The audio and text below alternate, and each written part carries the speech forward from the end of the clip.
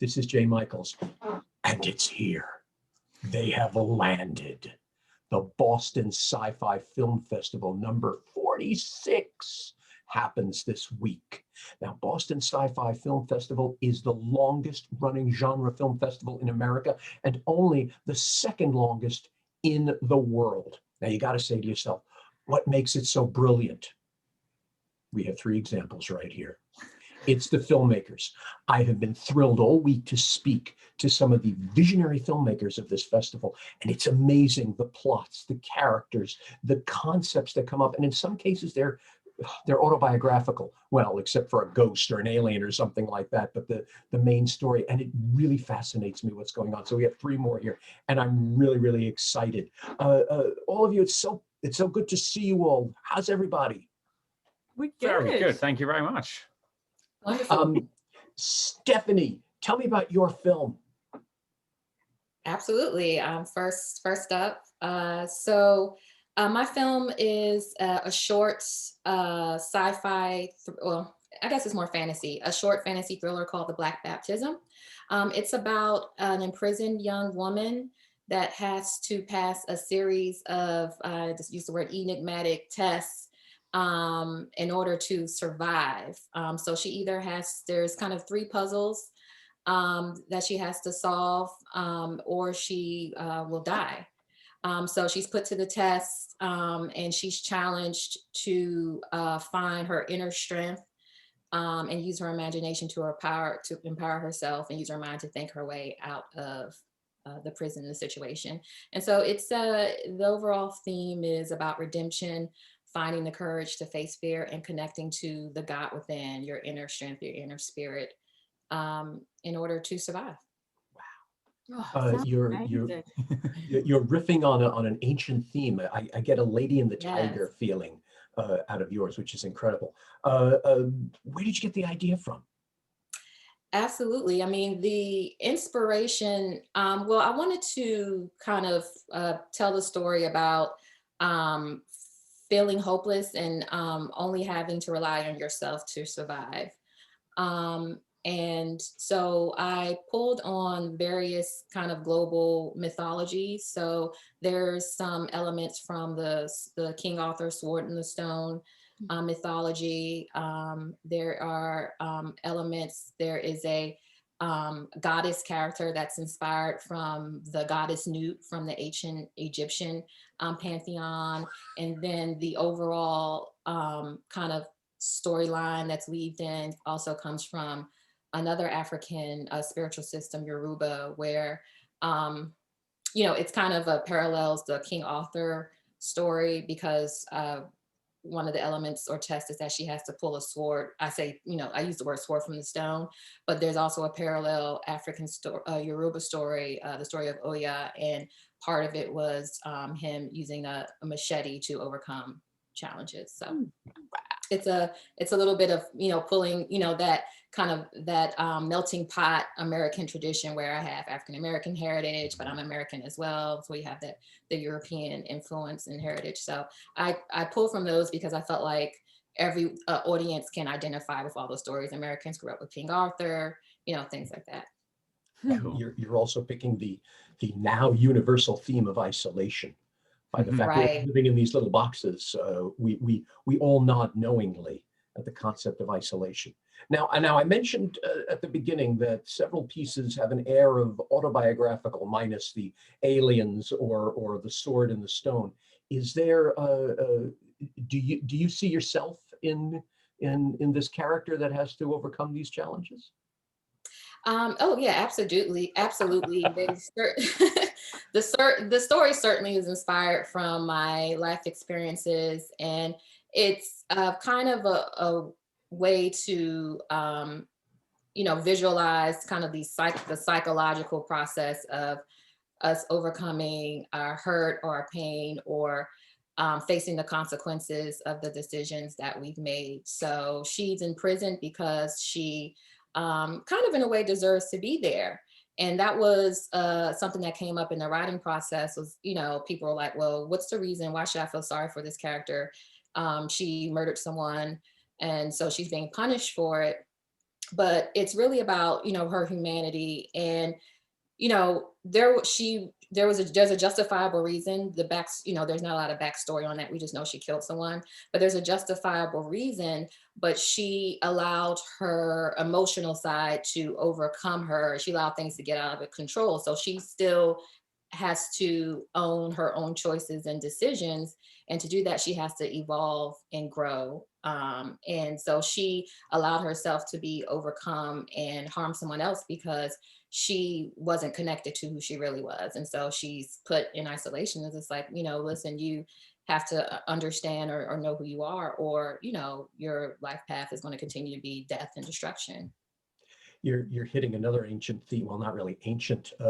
Elmer Rice's play, The Adding Machine, which when you really look at it as a sci-fi play, the main character in it also commits murder, but we get the idea that the person he killed was not a good person, and that it's about his growth in ending this situation and things like that. So I'm seeing a lot of themes, a lot of ancient themes, whether we're talking ancient from the beginning of the 20th century or ancient from the beginning of time throughout your piece. Really interesting. When does it go up? So the Black Baptism premieres at the Boston Sci-Fi Fest on February 12th. So I believe that's this Friday, in the Oscar Shorts block. So check out the Oscars. Well, may it win an Oscar. Looking forward to it. Virginia Abramovich, tell us about your play. Tell us about your film. See, when I talk about plays, it suddenly goes in my head. Tell me about your film. So it's a love story thriller with a sci-fi, I guess, thematic element to it. It's about a woman's pursuit to join her missing lover by crossing into parallel dimensions. So it's about a journalist, sorry, not a journalist, a photographer whose partner is a quantum physicist, and he disappears. She thinks that his body turns up, but prior to that, he's come to visit her and ask her to join him in a parallel dimension. So she goes to find him by going to the Azores. So this is a trip that they planned. And so basically what she learns as she's trying to find him is that in other timelines, they actually went on this trip. And so she can intercept him at different places. And in the end, so at the same time as she's doing this, she's also trying to figure out what happened and why he disappeared. And it all kind of comes together at the end. And she learns that she's also had a role to play in this whole thing. So it's— Tell us the ending. I will not tell you the ending because it is a surprise ending. Because it's a story about it's a story where the whole time you don't know if she's going insane, if she's actually suffering from grief and loss and guilt, or is she actually going into different parallel dimensions. And it's written in such a way that you never know whether she's actually on the edge of what edge she's on and what's so it's beautifully shot. We shot in Toronto and the Azores, San Miguel, and it's a story about longing and finding yourself. So I'm seeing two films about a woman being tested already. Absolutely. So really interesting. That seems to be a theme in a lot of films I've heard about within this festival. It's the notion of the emerging woman, emerging in one form or another. And that's really interesting because everyone's talking now about how we're entering the age of Aquarius, and we're entering another reality where the patriarchy is starting to need to step over slightly to the side. And it's really interesting that, once again, science fiction filmmakers are clairvoyant and they see the future, and there it is on film. I've said this over and over again. Science fiction, horror, and fantasy is really cautionary tales, no matter what size the movie or whatever. Everything is a parable that we really need to learn from. If we had just watched Contagion a little more closely in 2011. Anyway. I watched that like the first 2 weeks when they announced the lockdown. That I played that. I was like, Mom and Dad, you gotta watch this. Yeah, likewise. Virginia, you're also hitting one of my favorite things. I am a Doctor Who fan since Tom Awesome. Baker of the 70s. And the notion of time not being a straight line is something I'm utterly fascinated with. And when you talk about parallel universes and they've met before and all of that, really interesting. When does the film happen? It's February 10th. So yeah, you're one of the openers of the festival. Yeah. Wow. It's a great film. So I hope everybody checks it out. Of course. Is it a feature or a short? Yes, it's a feature, and it's my directorial debut. Directorial debut. Yeah. So you've never done a short or anything before this? No. I've done lots of shorts, and Okay. I've directed some television and things like that. But this is my feature This is the feature film. Directorial debut. Yeah. All right. So we're watching you board the Starship Enterprise and see if you could maneuver through the asteroid belt right now. Wow. It's a fun Best film. luck So, to you. yeah. May it be brilliant. You're opening the festival with your first feature. May this be an absolute memorable, wonderful, joyous occasion for you in whatever time realm. Thank you. Matt and Tori, tell me about your film. I was particularly you made me blink when I heard you had Sir Ian McKellen in your film amongst other luminaries. So tell us about your film. Well, sort of carrying on a theme, obviously. It is about a woman who wakes up in an attic. She has been sort of kidnapped from what it appears to be. She's bound to a chair, and doesn't know where she is. She has no recollection of how she got there, or really who she is. And then she gets reset back, so it's kind of a bit like Groundhog Day. We keep reliving the same wake up, the same kind of scene, but each time it's a little bit different. Each time she starts to remember a little bit more, and she kind of gets these glimpses from another world of voices from scientists who are describing an experiment that is happening in a parallel world. And so she basically sort of has to find her way to this research center in the middle of the countryside, to try and piece together what is actually happening to her and why she's being reset in this crazy experiment. She wakes up in a sort of a lost world. So the entire world is completely devoid of people. So you hear all these things sort of going on, and yet glimpses of these other worlds sort of breaking through. But she has to go on this journey by herself. And every time she gets a little bit further and then back and has to sort of learn more to kind of finally get to the research center to try and work out what's happening. And along the way, she meets other versions of herself as well, other doppelgangers. It's sort of intercut with these scientists, and they are played by Ian McKellen and Conleth Hill. But we shot the entire thing during lockdown. So March last year, when it was announced in the UK that we were going on lockdown, we decided that we were going to try and shoot a feature film with just two of us. So our crew was remote. So it was just the two of us. It is which was we shot it on slightly crazy. Shot it on an iPhone. And it's I know, because we were never going to tell anyone we were doing it, because this sounds terrible, even sort of listening going, shot on an iPhone and things, and it's sold all around the world. And I mean, that's thanks to our brilliant crew making it not look like it was shot on an iPhone. Our remote, our remote crew, our editor was remote, and so we would send things back every day, and they'd tell us if things went wrong or if things were working or not, because we have different timelines as well, so you're never entirely sure which version of Tori or the character Jane you're watching at a point as well, and there's lots of tiny little clues to try and work out which one we're watching at what time. So trying to keep a track of all that was was quite interesting in itself. So we needed outside help for that sort of stuff. I spoke for another event. I spoke to a filmmaker here in America who did the same thing. He filmed a horror movie in isolation. He filmed it all on Zoom and then tried to edit it together so it didn't look as zoomy. And I always knew where he was in the process when I call him and say, Marcus, how's it going? And he'd be like, it's fine. Okay, he's trying to edit all of this together. Wow, that must have been an amazing challenge for you to do this.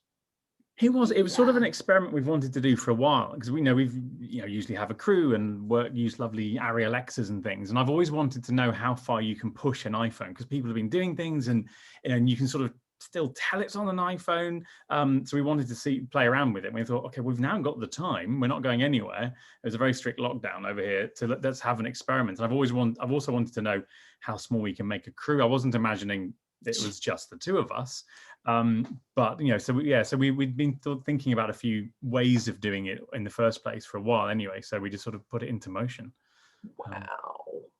And I didn't do it on purpose. We have 3 films about the hero's journey from the female point of view. Yeah. And ours is I very couldn't much have planned it that way. Yeah. Ours is very much as well sort of about sort of patriarchy as well, because all the people sort of in charge and sort of basically watching her struggle and throwing all these obstacles are men, I'm afraid to say. Yeah. Oh wow. Oh, so as I said about parables, I see one forming right there. And one of those men was Ian McKellen. What was it like to work with those 2 guest artists that you had?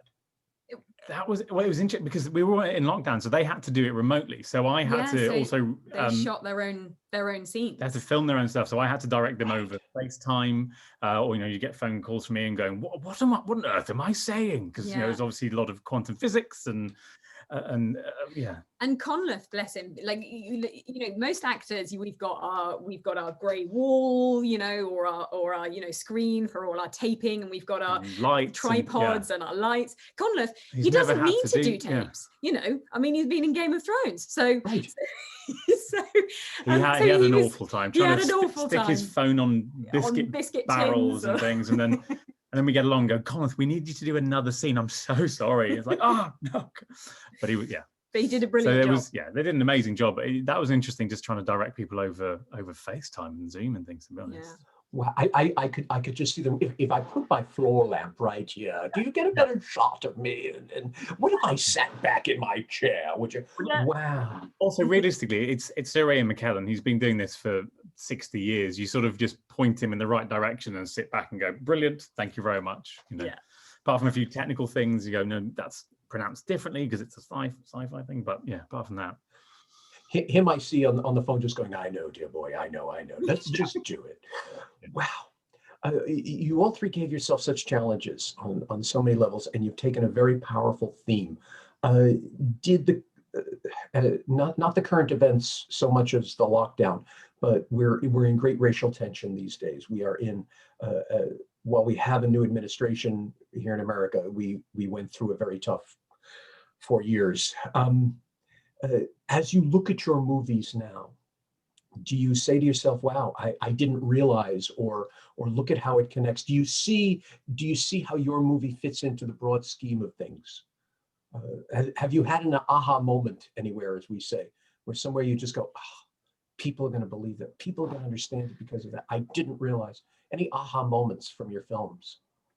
I mean, I always think, because obviously in Britain, we're going through, Brexit and being by ourselves and it not going particularly well, and also the union is beginning to sort of potentially break up, and Scotland want to leave, and so I've been thinking about this for a while, that it's very much isolation again on many forms, but I started sort of seeing similarities about that, and kind of also repeating the same mistakes over and over again, as we're doing in Britain a lot with the way we've tackled COVID and so many things, but there wouldn't be any sci-fi if not for the fact that people can be so stupid and give us so many different ways of parabolizing things.